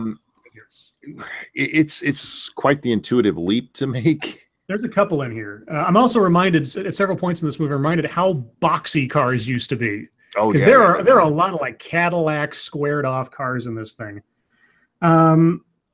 So then we cut to where Joe has been brought to the big moment of where the exchange is going to take place, for the money is going to be handed over to pay off Boehnert to get his vote. And so Milo's there and Joe is there and all these other hoodlums are there. And the bodyguard shows up, and he comes to the back of their car, and they pull out this briefcase and show him the $6 million. And then Milo creates a distraction. The briefcase is set back down in the car, and then this James Bond switch happens where there's a little the briefcase is sitting on basically a motorized dolly or Lazy Susan, and it just kind of spins around, and a new briefcase is there. Mm-hmm. So they hand him the secondary briefcase, and he walks off with it. And of course, there's a bomb in this one because they like bombs. These guys, they really like their bombs. 10 pounds of C4. 10 pounds. Jesus. I mean, the bigger story here, the story that gives us nothing, is I want to know the story of how they stole all this explosive. Yeah. But I mean, military grade or at least construction grade C4 all over the place. But anyway, so, and then of course there's a surreptitious photograph taken of Joe handing over the briefcase to try to frame Joe for the whole thing. And this is when Jimmy shows up, and he tries to like sneak up on this meeting because reasons. Yeah. Mm-hmm. And he gets immediately caught. And so they're both together. And I forget exactly what the lead up is, but I think Milo says something like, "I'm going to kill you," or "I'm going to torture you," or something. And Joe says, "Play some rap music." Or "I'm going to make you scream," or something. Yeah, Milo says, I just want to hear you. You think you're so cool. I just want to hear you scream once. I just want to hear you scream. You're so cool. And then Darian walks up with her kitty cat. And this is one of the most "this makes no fucking sense" scenes ever. Mm-hmm. She walks up out of nowhere, this little kid, who they have to know is his daughter, for fuck's sake, if they've been staking this guy out and know about his history with Baynard and everything else. Come on. Anyway, she's got her little cat thing, and she's like, "Hey, my cat wants to play. Will you play with him?" And she hands the cat to Joe. Makes no sense. Why would any of this make any sense? And so then Joe starts making jokes, and it's just like with the assassin guy earlier in the movie. He starts making jokes and distracting him, which would never really work or happen. Mm-hmm. And then as soon as he picks up the cat, you see a look on his face like he knows something's up. And then he tells a joke about Milo. Why did Milo cross the road? Because he had his dick stuck in the chicken. Everybody laughs. Ha ha. And then he turns around and blows a guy away with the cat because the gun was hidden inside the cat. Mm-hmm. Now, why he doesn't shoot Milo first, I don't know. But he shoots another guy. And then you have Jimmy and Joe fighting like 7 guys with guns, and somehow none of them get hurt, and they all make it back into a car and drive off. Yeah, even though Milo is shooting a submachine gun at them. Yeah. It's a good thing his aim sucks. So they have this crazy car chase. I'm going to dilate things down to smaller. So at one point, the 3 of them in this car drive off a cliff. I'm not even kidding. They drive off a cliff with another car, and they survive. They hit the bottom, they hit a tree, and yet they're all fine. They drive down the cliff, not necessarily off. It looked like it was awfully okay. It's a steep cliff. Yeah, it did. Yeah. Both cars make it to the bottom, except for some reason. Yes. Joe's car ends up in this guy's yard, where Milo's car launches over his house. Into the pool. Into the pool, upside down. And then they walk over, and Joe puts about 17 rounds into the pool because Jimmy says, "You think any of them are alive?" He's like, "Not anymore." It's like, shit. Mm-hmm. And so then Joe and Jimmy take off to try to stop the car with the bomb because the guy whose house is there, they start talking to him. And he's like, "Give us your car." They take the briefcase with the money out of Milo's car. Right. And then they go chasing after the limousine that has already taken the bomb with him off to go off to the stadium. They leave Darian there with the guy whose pool it is to call it in. And they take off. And, that's when Milo shows up because he wasn't dead. And he shoots the guy whose pool it was, and then it's obvious he's kidnapping Darian. So then Joe and Jimmy chase after the car that has the bomb in it with the bodyguard and everything. And at one point on the freeway, Jimmy says, "Joe, if we go any faster, we'll travel back in time." Yes. I was like, that's a great line. I like that. And then so Jimmy tries to warn the bodyguard driving the limousine that there's a bomb in the car. And so he draws a circle with lines coming out of it, and then he writes the word bomb, B-O-M. Now, this is the guy that used circumvent not too long ago. Well, he can say them, he just can't spell them. Apparently so. So anyway, so he holds up this sign to the window, and then the guys in the limousine start shooting at them. Mm-hmm. Well, why? The senator doesn't know anything about this shit. He doesn't know who these guys are. Why are they shooting at him? Yeah, you're right. That makes no sense. And then Joe says, I forgot to tell you this, but bomb is fuck you in Polish. And I'm like, well, what? It just doesn't. And then he says something that'll come back later that is kind of ridiculous, but he says, if we survive this, I'll dance a jig. Yes.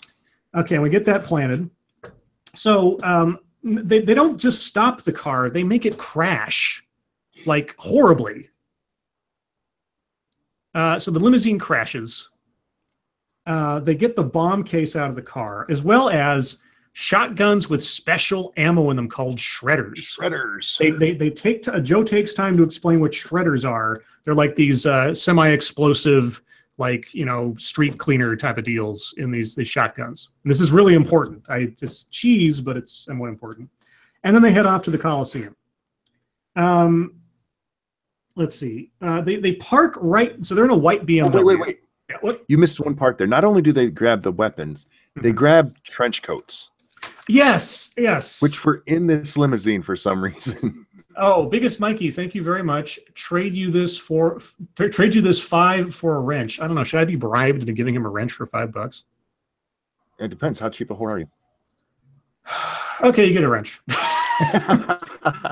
Congratulations, Mikey. You're now moderator. I haven't missed anybody else's stuff on here, have I? Because because if it's under $5, they don't pin it, and I haven't been looking at the screen that much. Okay, well, thank you, Mikey, so much. Okay, so they have trench coats. They've got shotguns with super ammo in them. They drive off to the Coliseum. They're in a white BMW. They park right next to Marcone's car in his reserved spot. Because sure, why not? They just happen to know where he parks, and this happened to park there. Why not? And then they make their way into the Coliseum in their trench coats and their sunglasses and their ball caps. And they just walk right past security with shotguns underneath their trench coats. The security guard says, "Hey, Jimmy, haven't seen you in a while." And he just lets him on through, even though he's been kicked out of the league. Sure. Yeah. Okay. Why not? And they make their way through the hallways, and they run into Ray, the blowjob hot tub guy. And Ray starts getting friendly with them, and then Jimmy pulls out a shotgun and holds it at his face and says, "Back off," or whatever. Or something. And then Ray's like, "Holy shit," and he starts backing away. And they march off right into Marcone's office. They think they got the drop on him. And it is a supervillain office. It's all dark, and it's got like a big wall of TVs and all that fun stuff. And then Marcone walks out with Darian because somehow Milo got there before they did through LA traffic. And anyway, this is where I know I'm being too picky. I'm thinking too hard. Anyway, and so it's obvious they're overpowered. They got like 17 guys behind them with guns. And then, Marcone completely starts talking about his master plan again, except now they're going to kill Joe before they have a chance to frame him for killing the senator, which, again, if this was their master plan, why are you threatening to kill Joe? Why aren't you just subduing him until it's time? I don't know. Well, yeah, at this point, there's no reason. The plan has already been thwarted because the plan was to blow up the senator. Yes. And they don't have the bomb anymore, so that's not going to happen. And 10 pounds of C4 is hard to come by for some reason. Yeah. And so, yeah, there's no real reason not to just kill Joe if that's what you're going to do. Just fucking do it. But instead, they have this long conversation where, in part, Marcone shoots Jimmy in his throwing hand. Yes. Well, there's also something else, too, because he tells them that Milo is going to take out the senator from a highly enlightened position. Oh, like, oh God. Yeah. It's such a lame line. But then he shoots Jimmy in his throwing hand. And then they're like, well, wait a second. We have the $6 million. And he's like, oh, I suppose if something happened, and we have this tape, the tape that was destroyed earlier. And he says, oh, I suppose if something happens to you, you're going to send that tape off to the cops. And he's like, no, I'm going to send it to the mob. Because they're going to lose so much money on your gambling thing, they're probably going to come after you just because of the billions of dollars they'll lose in profits. And then that suddenly makes Marcone scared, as though, evidence of him being in a conspiracy. Anyways, so Jimmy says, yeah, it's locked up in a locker. And here's the key.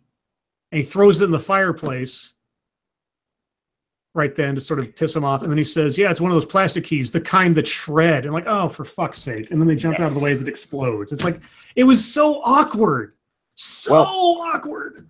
Not only does it explodes and it only sets bad guys on fire. Yeah, exactly. It has fire is a bad guy seeking fire. It only kills the bad guys. Yes. It's awesome. The police are still working on getting that technology. So then Marcone escapes. Marcone escapes. He runs straight to his car, and right next, because they had told him that the money was in a white BMW or white Mercedes or something. And as he gets to his car, he sees the white car and he says, "Oh, you weren't bullshitting me." And so he breaks the window of the car and grabs the suitcase. Which suitcase does he grab? Well, it's the bomb suitcase. There is a slight inconsistency here that you only notice if you're a really annoying pain in the ass like I am. Mm-hmm. When Marcone comes to that car, yes, if you look, the passenger side window in the front is perfect. And this is a window that was shot out on the freeway. Ah, you're right. But Marcone shoots the back window and, steals the bomb, thinking it's the $6 million. Right. Because he wouldn't just open it there to make sure or anything. But anyway. Yes. And so then we jump back to Jimmy and Joe and what's her name? The girl. Darian. And they're running because they're going to go try to stop what's happening. Right. They come out of a tunnel and they see Senator Baynard all the way across the field on the other side of the stadium. Right, in the special box. And Joe figures out that the highly enlightened position means that Milo is somewhere up in the lights. Which set of lights? Who knows? Well, Joe finds it pretty fast. Yeah, he also gets there really fucking fast, too. Because there's no security between him and getting there. Yeah, anyway. Well, he does get stopped by security. Oh, that's right. Yeah, but Joe tells Darian to go find a cop and let them know what's going on. He tells Jimmy to find a way to get Senator Baynard's attention, which leads to one of the dumbest parts of the movie. Yeah. And then he sets off to go find Milo. And he does get stopped by the cops, but there's only two of them, and he immediately and with no problem disarms them and gets away from them. Which he might as well not even have had that scene, but whatever. Mm-hmm. Because it doesn't give him a gun or anything. He just whatever. So Jimmy goes down onto the field, and he's trying to figure out what he's going to do, and that's when Ray sees him and comes at him with a platoon of cops. With shotguns. They all have shotguns all of a sudden. Yeah, all have shotguns, and so they start chasing him. So then Jimmy jumps on the team's mascot horse and suddenly pulls Cowboy. And even though we have no notion that he knows how to ride a horse, he just takes off down the field and he grabs a football along the way. Well, he interrupts the play that's going on. Right, yeah. He tells the guy who had the ball carrier, give me the ball. Right. And as this is going on, we see Milo up in the lights, setting up for a shot. With a sniper rifle. And then we see Jimmy running across the field, yelling at the senator who... Come on, why would he hear you from the field? Yeah, he's up in a private box. Yeah, he's in a private box in the middle of a packed stadium at a football game, and you think that you're yelling at him is going to... Anyway, so as Milo's lining up his shot, and Joe is not quite to Milo yet, Jimmy, from a moving horse, with his hand shot up from Marcone, throws the football straight at Baynard's face, and it hits him just in time to take the bullet that Milo shoots. Yeah, it hits him in the nose, causing him to go back a little bit, and the ball itself ends up hit. And explodes.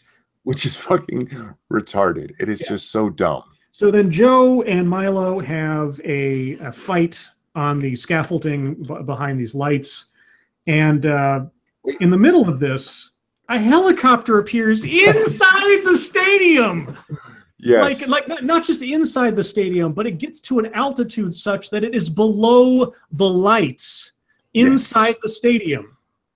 And there are cops in there, and Milo shoots one of the cops. Then he and Joe have this fist fight, knockdown, drag-out thing on the scaffolding, at which point Joe finally shoots him a couple of times. No, Joe doesn't shoot him. Oh, that's right. For some reason, the whole platoon of cops now have really high-powered rifles. Right. And they take out Milo. And then Milo, kind of. But then we have the So imagine this, if you will. You have an individual who has been shot on top of a scaffolding on light rigging inside of a sports stadium. You have a helicopter that is inside the stadium, below the level of the lights, and this shot person is now falling from the scaffolding straight down into the blades of the helicopter and gets completely blenderized. Now, I will admit, how they pulled off that effect looked brilliant, because it really does look like they dropped a body into a moving helicopter. Oh, yeah. They cut away. There's no way a helicopter could get in that position. No, not at all. Without killing all of the people in the stands. Yeah, or threatening, just, oh God. And then after that, after Milo has been turned into giblets up on the scaffolding and now on the jumbo screen, because the cameras have been turned up there, Bruce Willis starts doing a jig. Yes. To Irish fiddle music in the background. And the cops who are trained on him are like, what is he doing? Is he dancing? And then the crowd cheers like they have any fucking idea what's going on. I mean, shit. They lose their minds. Yeah, they start cheering. Awesome. Okay, and so then we cut outside the stadium. Joe confronts Senator Boehner, now with a broken nose. And Joe asks him, and Boehner's like, I want this man arrested. Like Boehner knows what the fuck's going on either. Wait. Did you hear the reason he wanted him arrested? For the obscene phone calls, I think. Yeah, it has nothing to do with everything else going on. And then Joe Joe looks at him and says, head or gut. And he's like, what? And then he punches him straight in the gut and then the head.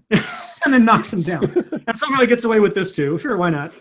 And then Sarah, the wife, is there, and then Darian's there. Wait. This brings up one of the worst parts of these kind of movies from that era. Yeah. For some reason, Joe's wife is brought to the stadium. Mm-hmm. There is no reason to bring her there, but the police bring her to the stadium, and she's there with Joe. And she starts being all apologetic and everything else, and she's like, there was a joke earlier, because earlier in the movie when they were arguing about her having an affair, she said she was lonely, and he said, buy a dog. And so at this point, she comes back, and she's all apologetic. She's like, oh my God, Joe, I'll buy that dog. And I forget and Joe like insults her. He says, like, you're a lying bitch. He does. He repeats back insults that she said she wishes he would have said to her. Right, that's right. Call me a lying bitch and all this other stuff. And he says, and at the very end, he says, fuck you, Sarah. And they have a great hug, and they're back together. Yeah, and then Jimmy shows up, and then they go to the car, and they see that it was broken. And the cop shows up and says, so where's the suitcase with all this money? And they say, oh, it's in the car. And he goes over there, there's nothing there. And then Jimmy goes, Marcone got the wrong one. I'm like, how do you know what happened with Marcone? You're in the stadium. You have no idea what's going on. I can forgive that. Because they can put that together. What I can't forgive is the fact they know this man has 10 pounds of C4. Yeah, so he's out there in the world somewhere. Which is going to level an entire city block, and they're laughing their asses off about it. Yeah, and so then we cut to Marcone, who at this point has to know he is 2 steps away from being arrested. Because there's I mean, again, I'm overthinking it, of course, but anyway, so he's back at his place. He's with his 2 pet pit bull or Rottweiler dogs or whatever, and he's in the pool room again because his mansion has only 1 room. And he sits down and he opens up the briefcase, and then there's this horrible, bad optical overlay effect of an explosion up in the Hollywood Hills. And then they hear this down back at the stadium, I guess. And then see it. They can see it, and they just start laughing their asses off because Marcone and 17 of his neighbors just got obliterated, and plus 2 dogs. So it's all great. And then we cut to like some time later, because not too much later, because Jimmy's hand is still wrapped. Yeah, it's still wrapped up. But Joe, I mean, all his cuts are gone. There's no blood. He's all clean cut now and everything. So it's been at least a week. At least, yeah. At least. But Joe looks completely different than we see him in the entire movie. He's clean shaven. He's all in nice clothes. There's bright lighting. People are in light clothes and everything. And then his daughter walks up and says something. She says some bad words. He's like, watch your mouth. And his wife backs him up. And it's like, yeah. And she's like, yes, sir. And like, oh, God, everything's perfect. Mm-hmm. And then we have the ending walk and talk where like Joe's like, so I'm looking for a partner. And like, why? What did Jimmy do that was useful in this entire fucking movie? Hey, he did the shredder. I just and well, so, it ends actually with one of the best lines of the movie. Joe is teaching him how to be a PI, and he tells him, you know, you can't just hit anybody anymore. If you hit somebody with a surfboard, you got to say something like, and Jimmy goes, "Surf's up." You know, yeah, okay, kind of making an allusion to the fact that that's what's done in action movies, is that you can't just hit somebody. You got to be a smartass about it. Yep. Despite the flaws of this movie, I fucking love this movie. I really do. I still have a lot of affection for this movie.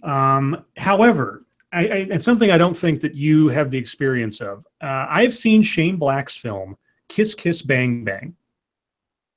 Having watched this film and knowing that film so well, I can see how, because of the production problems, Kiss Kiss Bang Bang is probably the movie that Shane Black wanted this movie to be. That sounds so familiar to me. It's Robert Downey Jr. and Val Kilmer, and it's great. It's absolutely great. It's like they just said, "Hey, Shane Black, do you want to make the movie you want to make? Do you want to direct and write it all by yourself?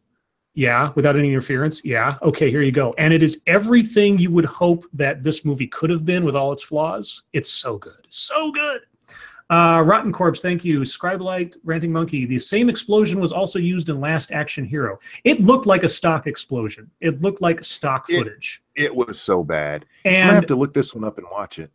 I cannot recommend it highly enough. If you like Lethal Weapon, if you like Last Boy Scout, you will see so much in Kiss Kiss Bang Bang that could have been in Last Boy Scout if it weren't for the crazy production problems.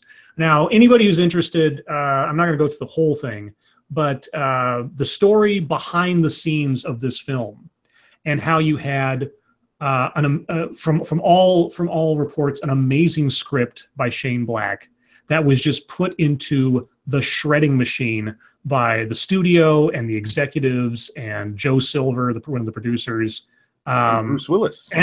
Yeah, Bruce Willis and Joe Silver apparently just completely fucked this movie over. Tony Scott and who directed it and Shane Black who wrote it were apparently completely on the same wavelength about what they wanted to make with this thing.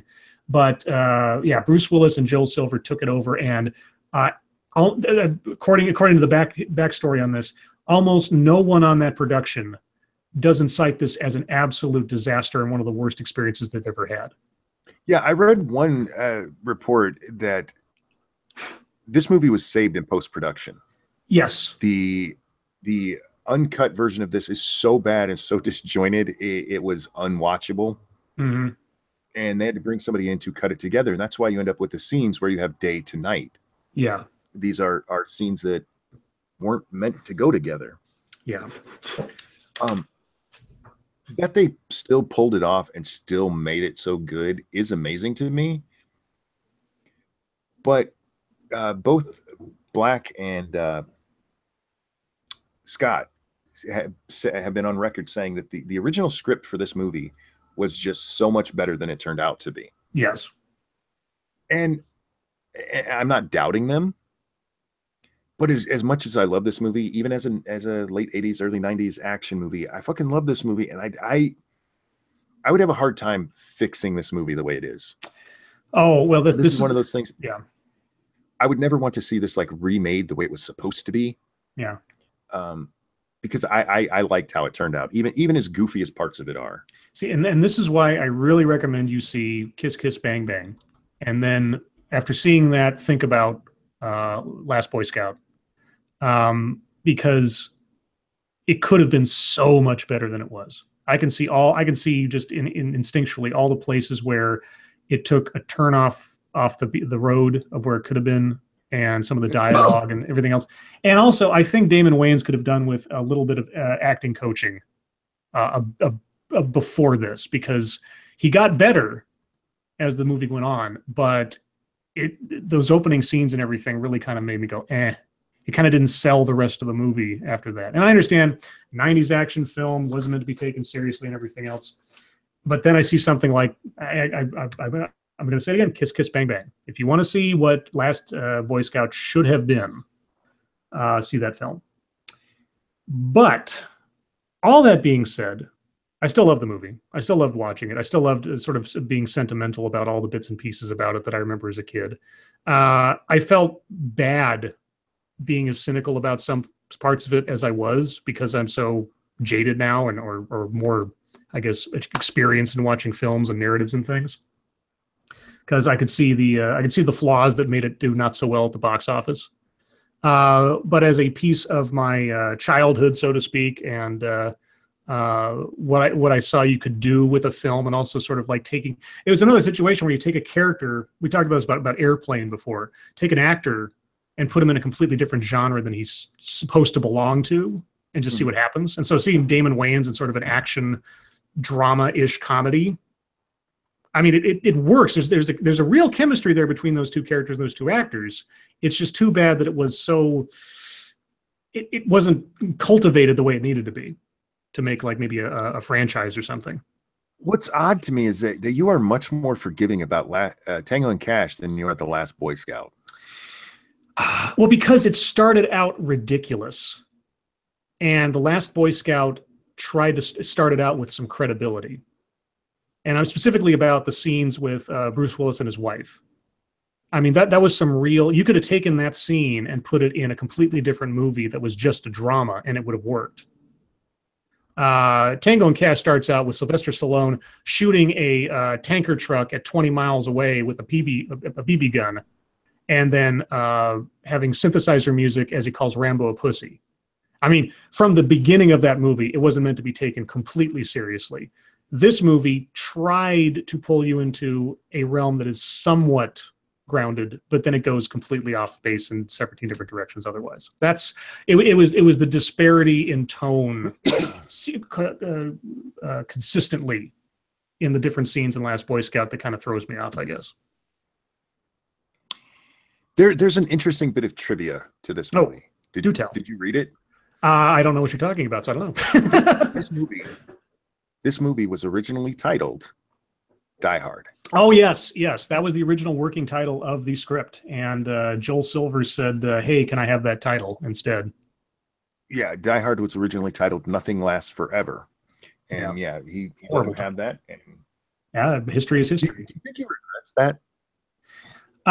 He got $1.75 million for the Last Boy Scout script. I don't think he regrets anything. So if I got handed $1.75 million for a single script I wrote, you could have the name and shit on it for all I care. It's just like,